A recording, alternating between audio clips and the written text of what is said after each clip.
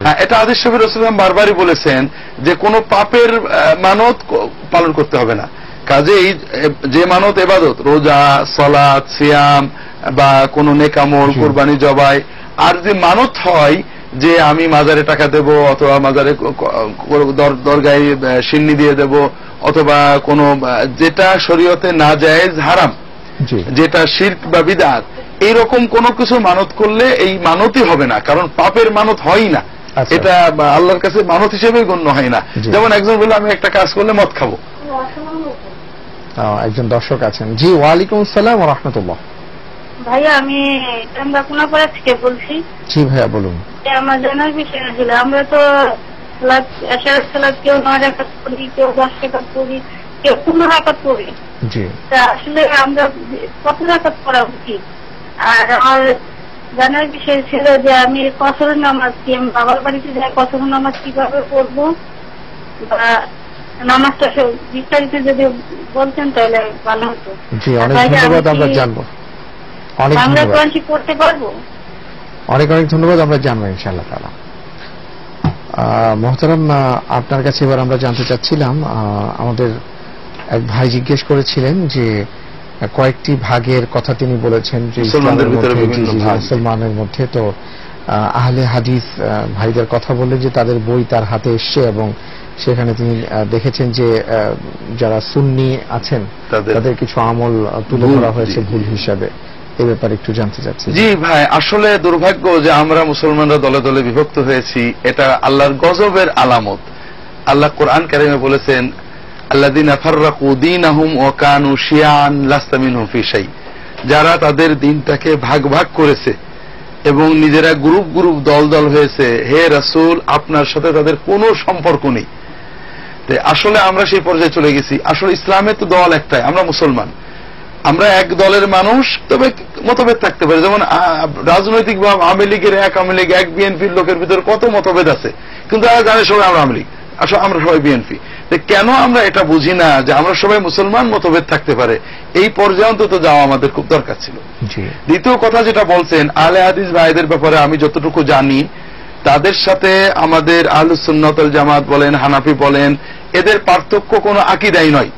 আহলে হাদিসের ভাইরা হানাফি, শাফিঈ, মালিকি, হাম্বলি সবাই আমরা আহলুস সুন্নাত ওয়াল জামাতের আকীদায় বিশ্বাসী।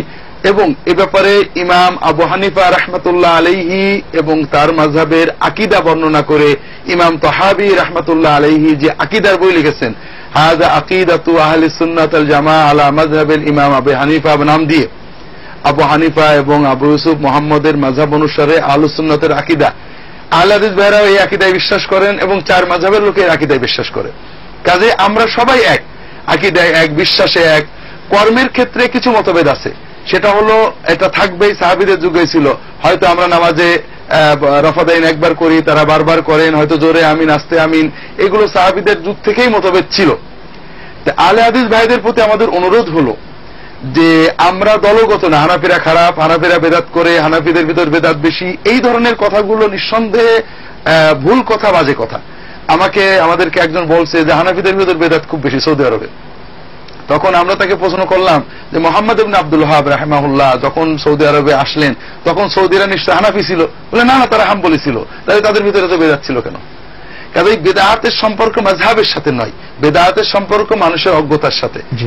অনেক সময় আমরা মাযহাবের ফিকহি ছোট ছোট বইগুলো বের করে যে এটা বড় করার চেষ্টা করি। যেমন নামাজের ভিতরে 1000 কর্ম রয়েছে সুন্নত, তার ভিতরে খুব বড় জোর 10টা কর্মে ইখতিলাফ আছে। আমরা 999টা কর্মের ভালো দিকটা না দেখে এই ইখতিলাফি বিষয়গুলোকে অতি বড় করি, আর ইখতিলাফগুলো সব মুস্তাহাব পর্যায়ের।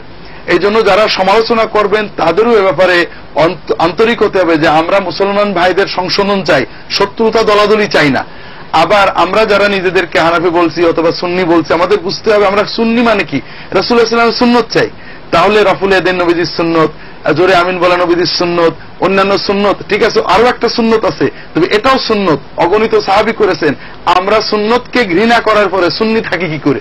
আমরা যদি মনে করি নবীজি যাই করুন না কেন, আবু হানিফা করেনি, কাবে ওটা গৃহীত, ওটা যে করবে সে ঘৃণিত, তাহলে আমরা সুন্নি কি করে হলাম? তো এই জন্য আমরা অনুরোধ করব, যারা সমালোচনা করছেন, সমালোচনা কর্মের করব, আদবের সাথে করব, মানুষকে আঘাত না করব, এটা বিদআত। অর্থাৎ আমরা যারা আহলে হাদিস, যারা সুন্নি, যারা হানাফি, বিভিন্ন গ্রুপে সবাইকে বলি যে বিষয়ে রাসূলুল্লাহ সাল্লাল্লাহু আলাইহি ওয়াসাল্লামের সময়ে কোনো মতভেদ ছিল না, ঈমান আকীদার বিষয়, সেক্ষেত্রে একটাই থাকতে হয়, দ্বিতীয়টা বের করলে সেটা বিদআত হয়ে যায়। আর যে বিষয়ে রাসূলুল্লাহ সাল্লাল্লাহু আলাইহি ওয়াসাল্লাম সাহাবীদের যুগে কুরুনে সালাসাতে মতভেদ ছিল, ফিকহি বিষয়, এই বিষয়ে মতভেদ থাকাটাই সুন্নত, মতভেদ দূর করে একটা করার চেষ্টাটাই বিদআত। এটা নিয়ে গালাগালি ঝগড়াঝগড়ি করাটাই বিদআত। কাজে আমরা এ ব্যাপারে শালীন হই, পরিশীলিত হই, উম্মতের ভিতরে ফিতনা না বাঁধিয়ে উম্মতকে ঐক্যবদ্ধ করার চেষ্টা করি। আল্লাহ তৌফিক দান করুন। আমিন। মুহতারাম, আপনার খুব গুরুত্বপূর্ণ কথার জন্য আপনাকে অনেক অনেক ধন্যবাদ। আর এই ক্ষেত্রে আমার যে বিষয়টি মনে পড়ছে যে আসলে আমরা যেই কাজগুলোই করছি কাকে খুশি করার জন্য, যদি আল্লাহ সুবহানাহু ওয়া তাআলাকে খুশি করার জন্যই হয়, তাহলে আমাদের উদার মানসিকতার পরিচয় দিতে হবে সব দিক থেকে। সাহাবীরা উদার ছিলেন। জি জি।